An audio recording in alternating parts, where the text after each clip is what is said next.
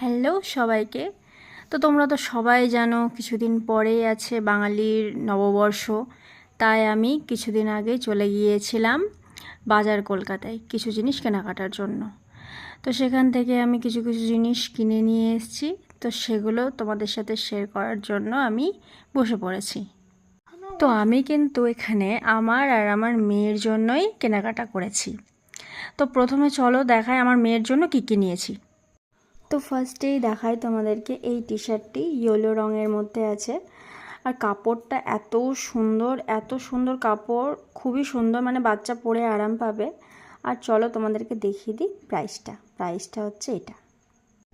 এরপরেই রয়েছে ব্লু কালারের একটি টি শার্ট। এর কাপড়টাও খুবই সফট ছিল, খুব সুন্দর কাপড়ের, মানে বাচ্চারা পরে আরাম পাবে অনেক।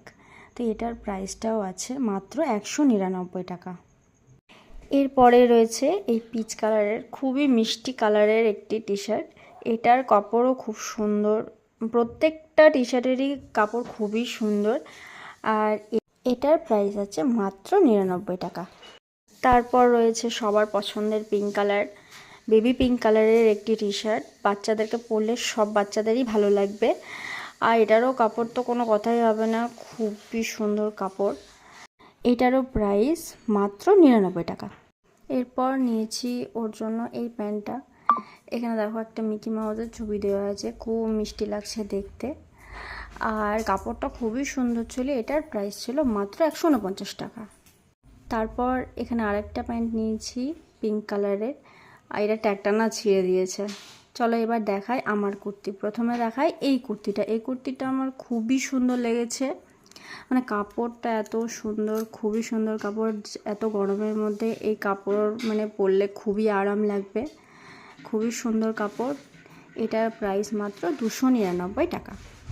তারপরে চলো দেখাই এই সাদা কুর্তিটা না আমার এত পছন্দ হয়েছে, কিন্তু বাড়ি এসে না মাকে একটু দেখাচ্ছিলাম পরে, আর ঠিক তখনই এখানে সিঁদুরের দাগটা লেগে গেছে।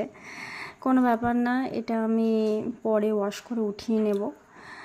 আর এই কুর্তিটা এত পছন্দ হয়েছিল আমার, কাপড়টাও খুবই সুন্দর, প্রাইস মাত্র 199 টাকা। এরপর নিয়েছি এই স্কাই কালারের একটি কুর্তি।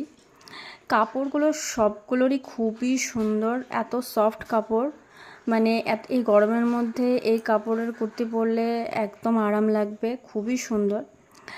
আর এইটারও প্রাইস আছে মাত্র 199 টাকা। তো আজকের ভিডিও পর্যন্ত, বাই।